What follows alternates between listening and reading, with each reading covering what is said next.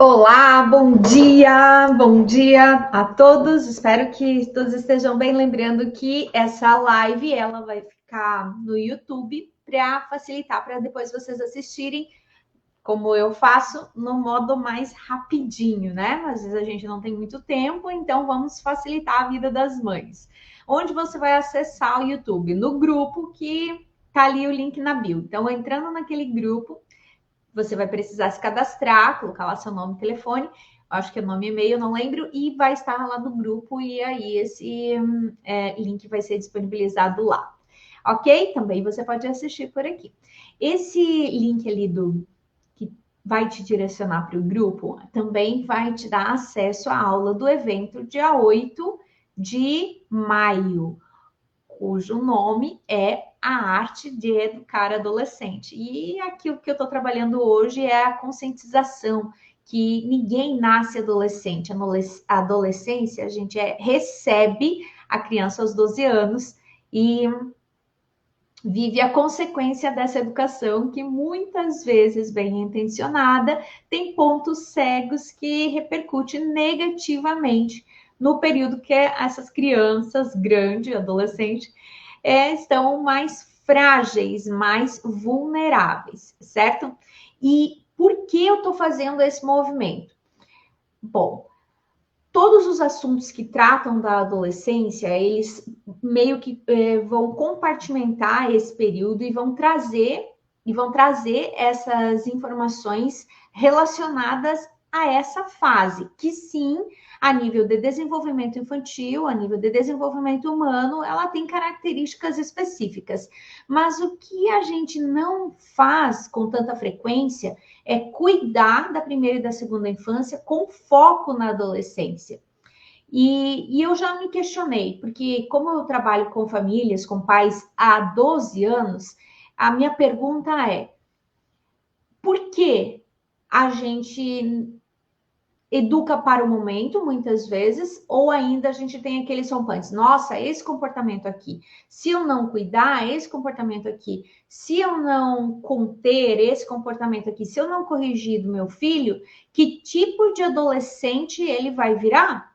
Vai virar um adolescente intratável? Vai virar um adolescente antissocial? Vai virar um adolescente agressivo? Vai virar um adolescente que vai dar na minha cara? Muitas vezes eu já ouvi essa frase de pessoas onde falam, ah, se eu não bater agora, ele vai bater em mim lá na frente, o que é o suprassumo do absurdo. Mas tudo bem, vamos lá, isso é para outro momento. Minha intenção aqui é despertar esse olhar, porque na primeira e na segunda infância você controla mais. Na primeira e na segunda infância você acessa mais. Na primeira e na segunda infância a criança está mais aos seus olhos e no seu raio de olhar, e principalmente ela está mais dependente de você. Ela não consegue fazer grandes coisas, se deslocar, estar com pessoas que você não sabe quem são, conversando com pessoas que você não sabe quem são. No colégio, a maioria, primeira e segunda infância, salvo exceções, mas acabam alguém indo levar, alguém indo buscar. Então, você tem esse relativo, entre aspas, controle. Na adolescência, não mais. Então, pontos cegos na educação faz com que esse período da adolescência tenha ainda mais risco do que a própria condição. E a tela é uma delas. Então, vamos lá. O que acontece nas telas? E agora, mergulhando já um pouquinho no assunto, porque essas nossas lives, meu interesse é que elas sejam curtinhas, 30, 40 minutos, ok? Então, o que acontece nesse período da adolescência que poderia ser corrigido lá atrás? Bom, uma das que eu gosto muito de trazer, das informações que eu gosto muito de trazer nos meus atendimentos, é que as telas em excesso, na primeira e na segunda infância, elas limitam a habilidade de comunicação, a habilidade de fala, a habilidade de expressar o que sente, a habilidade da criança identificar no outro os sinais para entender o que aquele outro sente. Porque óbvio, é óbvio, eu trabalho com coisas óbvias e eu trabalho com coisas lógicas. No momento que a criança ela fica direto nas telas, ela começa a perder a habilidade de fazer as leituras microfaciais que só existe e exclusivamente no outro ser humano. E aí me dizem assim: "Ah, mas é que o adolescente ele não tem empatia, não consegue identificar através dos mínimos sinais o que é possível, o que não é, se aquilo está agradando, se ele está sendo inadequado. Sabe aquele adolescente que tá lá numa festa e aí nessa festa é extremamente inadequado, ninguém gostando do que está fazendo, todo mundo fazendo caras e bocas, uma meia dúzia rindo, e ele não tem, sabe, na minha terra fala o citocol, o simancol, mas se ele viveu uma primeira e uma segunda infância com mais uso de tela do que deveria, qual habilidade ele desenvolveu para nesse período agora ele lançar enquanto recurso, né, tirar do baldinho dele, ele não tem. Então, essa adolescência, ela acaba tendo como referência essa primeira e a segunda infância, e ela é vivida agora em consequência para todas as pessoas que estão envolvidas, para todos os adultos que estão próximos, mas calma que nós vamos um pouco mais além. Outro perigo da adolescência é que se agrava em uso de telas na adolescência, essa falta de habilidade de comunicação, falta de habilidade de falar o que sente, falta de habilidade de se perceber, ela também impacta até no pedido de ajuda. A valentia do pedir ajuda, ela existe na adolescência, mas como ela não é estimulada na primeira e na segunda infância, porque muitas horas essa criança ela passa o dia em telas, na hora que está acontecendo, por exemplo, um bullying numa escola, e eu atendo em clínica, então, para quem não sabe, eu sou neuropsicopedagoga clínica também, sou orientadora parental, né? Por isso estou aqui. Também sou especialista em desenvolvimento infantil e neurociência. E aí onde a gente vai explorar isso no universo das escolas. Quantas e quantas crianças vivem situações de bullying, vivem situações de perigo, vivem situações de vulnerabilidade extrema e não conseguem avisar um adulto, não conseguem identificar qual é o adulto referência naquele ambiente do qual ela falasse teria algum resultado, porque isso também é outra habilidade. Né? Às vezes tem um colégio que tem vários professores, e nesses vários professores, qual é o professor referência, o professor que se move, o professor que se interessa, o professor que deseja ajudar. Às vezes não é nenhum professor, às vezes é o coordenador, às vezes é a diretora. E aí, esse adolescente, por que ele não vai muitas vezes falar com esse diretor, falar com essa diretora? Deveria ter esse acesso, deveria ter essa espontaneidade. A coragem e a valentia, eles acabam tendo, são meio inconsequentes, mas como eles perdem essa habilidade de se comunicar, perde a habilidade de identificar quem é o adulto referência por conta da primeira e na segunda infância, na adolescência eles estão mais frágeis. Na adolescência, além, eles não estão com o neocórtex formado, que é o cérebro que pensa. Isso é fato, é neurociência, certo? É o período onde eles mais têm predisposição ao suicídio e também a matar alguém. Veja só, os nossos índices estão alarmantes, porque também usando a tela em excesso na primeira e na segunda infância, como eles não desenvolvem nem a fala, nem a inteligência emocional, qualquer coisa nesse período, pouca coisa nesse período, para esse adolescente é muita coisa, e muitas vezes a dor para eles que não estão com as relações sociais ok, eles acaba sendo insuportável. Então, vamos descer mais alguns degraus. Com essa fragilidade, estando eles nesse período onde coisas como o que se tem é levado em muita consideração, o corpo e a beleza é levado muito em consideração, a opinião do outro é levado muito em consideração. As brincadeiras são inadequadas e às vezes aqui eu tô falando às vezes, tá? Às vezes essas brincadeiras elas são inadequadas porque essa criança ela também não brincou o quanto deveria na primeira e na segunda infância. Então, naquele ambiente que agora ela tá interagindo mais, estar próxima de outros, ela também não consegue ter brincadeiras adequadas. E a brincadeira adequada muitas vezes vira rir do outro, apelidar, pegar o ponto fraco daquele amigo ou daquela amiga. Percebem? Aqui a minha atenção mais que especial. A adolescência, ela é vivida como consequência. O que acontece antes, na primeira e na segunda infância, que a gente precisa trabalhar. Às vezes os pais chegam para mim e falam assim, Kellen, mas como é que eu vou trabalhar a frustração do meu filho? Porque é necessário ele aprender que a vida não é isso, que A, que B, que C. Regula a tela que vai ser a melhor habilidade desenvolvida em frustração. Porque é óbvio, é natural e esperado que eles queiram. Porém, essa criança da primeira infância que joga por horas, que sabe usar tecnologia muitas vezes melhor do que o pai com a mãe, é a mesma criança que não se veste sozinha.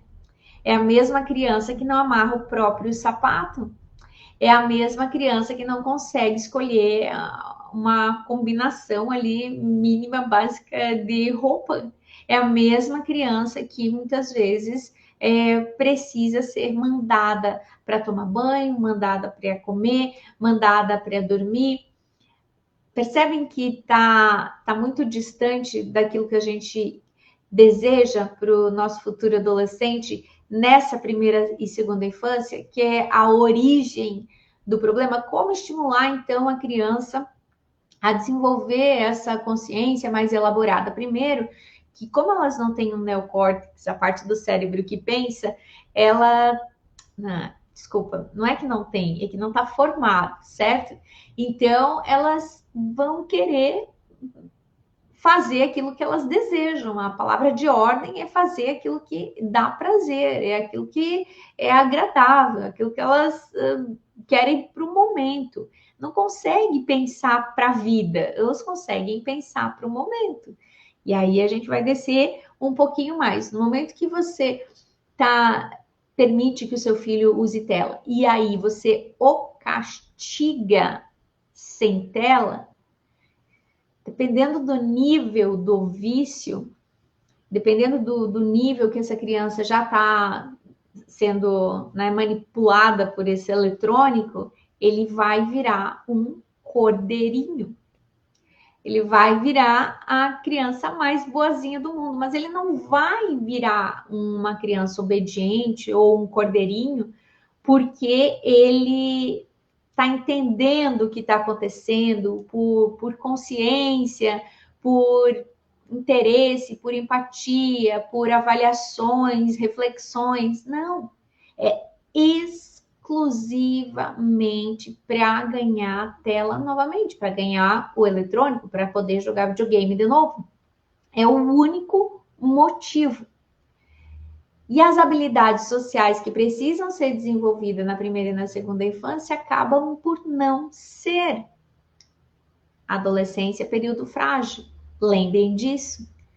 Não é à toa que, com essa coragem todas que eles possuem, com essa audácia, o querer ser julgado positivamente por amigos, o querer estar bem cotado nas mais variadas em grupinhos, até eletrônico, faz com que em audácia, em coragem, colocado em xeque, colocado em desafio, ele vá Vou falar, tenho que cuidar as palavras, porque né, o Instagram derruba as informações usando algumas palavras, mas eu vou falar os desafios da internet que levam os nossos filhos.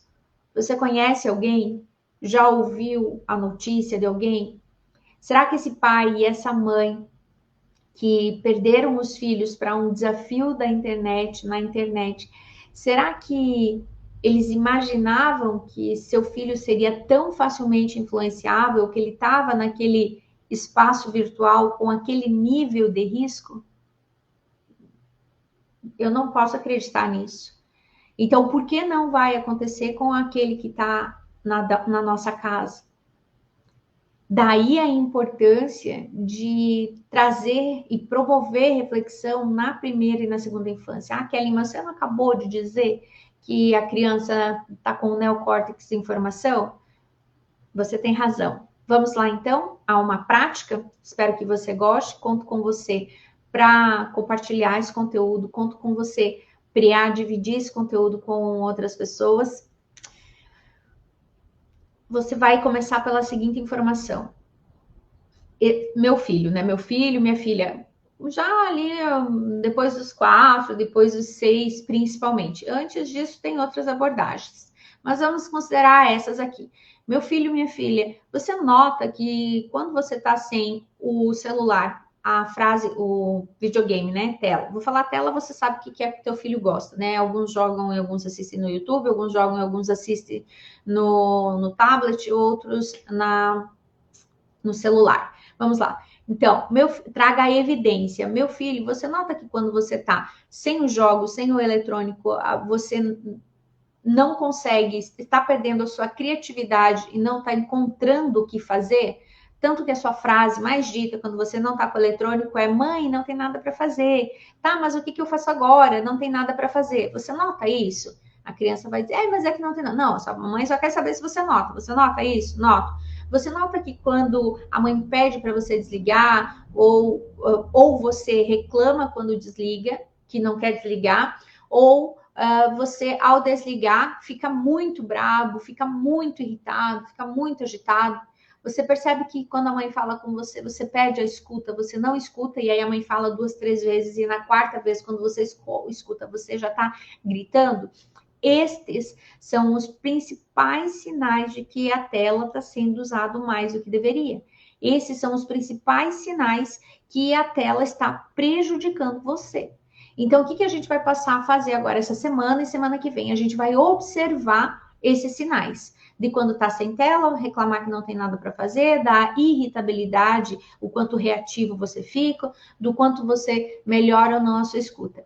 Se você notar, e eu também notar, que existe esse descontrole, que existe essa dificuldade, a gente vai precisar reduzir as telas, ok? E aí a gente vai encontrar a medida. Qual é a medida de tela para o meu filho? Vai depender exclusivamente do como o corpo dele ou dela reage a este tipo de estímulo. Na pediatria, né, tem lá as horas, e eu concordo, os médicos dizem sobre horas, e tá tudo bem. Use essa referência. Na verdade, essas referências, elas existem, mas raramente chega um pai, chega uma mãe até mim que cumpre esse critério. Então, qual é a minha dica? Minha dica prática, minha dica real. Primeiro, que use o mínimo possível.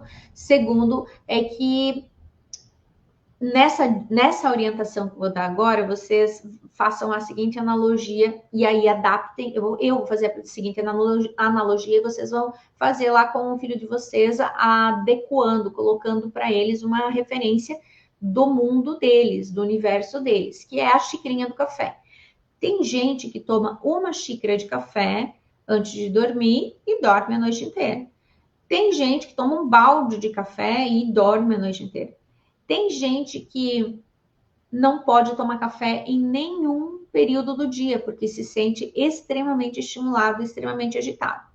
Tem gente que depois das 4 já descobriu que não pode tomar café porque vai comprometer o sono.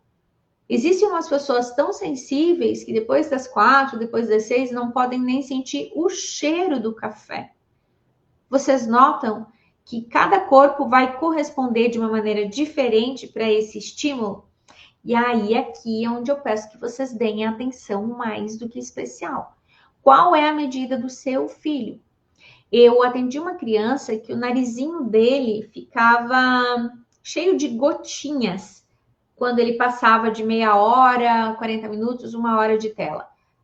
E antes era uma guerra com esse pai e com essa mãe para tirar o eletrônico, porque essa criança entendia que ela estava sendo punida, essa criança entendia que ela estava sendo penalizada. O pai e a mãe, o fato de tirar o eletrônico, eram inimigos dela. E de repente a mãe trouxe essa evidência, teve essa conversa e falou para ele perceber as gotinhas aqui. E com isso, ele não só percebeu, como ele passou a tentar se controlar mais. Teve um dia que ele jogou, e aí ele ficou com essas gotinhas, ficou bastante tempo, e aí eles foram, acho que tomar um açaí, alguma coisa assim, e ele queria o açaí gigante, que ele nem consegue comer, nem tomar, né, o gigante. E a mãe e o pai insistiram para ele pegar o menor e ele teve um rompante de crise, de raiva, de choro, estresse no estacionamento. Foi uma coisa assim de chamar atenção. Tá, guarda essa informação. Depois desse episódio, a mãe perguntou: e aí? O que aconteceu? Que é outra coisa que eu ensino nos meus atendimentos, né? Depois de passar da situação, é perguntar: e aí? O que aconteceu? E aí ele falou: mãe, eu acho que realmente eu não posso ficar muito tempo no eletrônico, porque quando eu fico muito mal, eu brigo com as pessoas, e isso me faz sentir muito mal, faz eu querer nem viver. Ok? Então vamos lá. Primeiro, como estimular a conscientização? Se você apenas tirar para penalizar, se você apenas tirar para punir, você perde a oportunidade de desenvolver autocontrole. Teve uma outra situação onde uma criança que eu atendo, ele estava jogando, a família já percebeu e ela está trabalhando nessa conscientização. Se observe, veja a sua reação conosco, observe a sua reação com seus irmãos, observe a sua reação em casa. E aí a gente vai avaliar o quanto que isso está sendo saudável, o quanto que você está usando que está sendo administrável. E essa família foi passar o final de semana na casa de um primo. E nessa casa do primo, a família, tanto o casal que é pai dessa criança, quanto os tios, né, que eram pai do primo, perceberam a diferença. Ambos ficaram ali o tempo de tela de 1 hora. Um ficou bem tranquilo, jogava, conversava, parava, e o outro obcecado. A tia chegou a falar para mim, ela disse: Kelly, até o olhinho dele muda. Então, veja essa importância de perceber a medida de tela para o seu filho. Está entre aquilo que trago, né, em orientação, quando trago situações fechadas e eu dou essa condução para que promova o amadurecimento do neocórtex, estimulando com essa intenção. O castigo, tirar a tela para castigar, não vai amadurecer neocórtex, não vai. Na adolescência, ele estará vulnerável por conta daquilo que trouxe ali na frente e vai estar frágil. As dores da adolescência são muito intensas. No momento que uma criança ri da outra, já é motivo, no momento, e as brincadeiras são inadequadas, e é o período onde eles correm mais risco, sim. Então, por que olhar a adolescência de maneira isolada se você pode se preparar para esse período na primeira e na segunda infância? E bem intencionado, muitas vezes esse pai, essa mãe, por ter esse controle, permite que essa criança fique nas telas mais tempo do que deveria. E o ato de dizer não tem nada para fazer está na escala como o sinal extremamente precioso para você. Opa, tá acabando com a criatividade do meu filho. Então, assim, quando a criança fala, mãe, não tem nada para fazer, e aí, o que que você vai fazer com isso? Como que você vai usar a tua criatividade para você resolver essa situação? É uma das opções. A outra, né, a criança pequena, que ela perde a habilidade de linguagem, inclusive, é muito perigoso as crianças com menos de 6 anos. O YouTube, se você puder, pague o YouTube. Pague para não ter surpresas que vêm das propagandas. Sendo possível, avalia qual é o preço para você ter o YouTube na tua casa pago. É menos de R$ 20, é menos de R$ 15. Porque tem propagandas e entra desenhos que são gatilhos para pessoas que têm predisposição a doenças psíquicas, que têm predisposição a ter síndrome do pânico e outros mais. Eu já atendi várias crianças que assistiram, ouviram cenas que de repente não conseguiam mais andar sozinha dentro de casa, não conseguiam mais dormir sozinha, não conseguiam mais ficar em ambiente escuro. Atendi uma vez que ela tinha brotoejas, começou a ter feridas e um medo extremo sobre várias outras questões. Estou falando de casos leves aqui, ok? Também atendi uma criança que começou a querer levar um objeto que poderia ferir o outro na escolinha, porque no YouTube falava e tinha aquele tipo de brincadeira. Então, se é um tipo de desenho que tem violência, que um machuca o outro, e com sangue e tudo mais, antes dos 7 anos é extremamente nocivo. Extremamente nocivo. Inclusive, pode ativar gatilhos que vão determinar o destino e o futuro. Então, por que falar do adolescente se a gente não diminuindo a importância de falar do adolescente, né? Mas a gente precisa atuar na causa. A causa para receber esse adolescente mais vulnerável, menos responsável, mais hostil, com pouco vínculo, ela está aqui na primeira e na segunda infância. Eu espero que essas informações elas tenham lhe trazido clareza e tenham lhe trazido alertas para você conseguir identificar dentro da sua casa o que está acontecendo. E no dia 8 eu vou trazer, além desses assuntos, inúmeras outras possibilidades de solução, assim como eu dei aqui hoje. A solução de você ter um YouTube pago, a solução de você compartilhar com a sua criança aquilo que você vê, compartilhar fatos, para daí ela entender que você está proibindo tela porque você a ama e não porque você está sendo punitivo, porque você está sendo malvado. Isso é muito importante. Meu nome é Kelly, sou neuropsicopedagoga clínica, mãe de um adulto de 28 anos, trabalho com orientação parental, trabalho com desenvolvimento de cursos online, palestras em escolas e treinamentos em escolas também. Fui professora, gestora de ensino e desenvolvedora de equipes pelo período de 14 anos, já faz 18 anos que oriento famílias e vivi a transformação de uma mãe rígida, de uma mãe bem intencionada, rígida, para uma mãe mais respeitosa. Consegui resgatar meu vínculo com o meu filho, que não foi fácil, porque comecei já quando ele estava com 16 anos e achava que o vínculo ele não era comprometido, achava que era pré-condição amar e ser amada pelo fato de ser mãe e filho.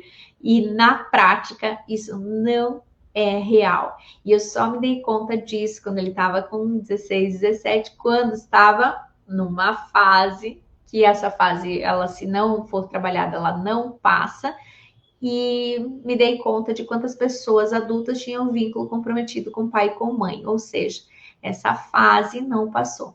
Esse vínculo foi sim comprometido. Então, peço a você, tendo a oportunidade de estar nessas lives conversando comigo e depois deixando sua pergunta na caixinha de pergunta, vai me ajudar a te ajudar e ajudar também outras mães. Esteja lá no nosso grupo para receber pelo YouTube para você assistir mais rápido. e me conta nas caixinhas as suas dúvidas e também aceito sugestões, como que está sendo esse momento aqui comigo às 6 horas. Até breve, até amanhã no nosso próximo encontro. Tchau, tchau!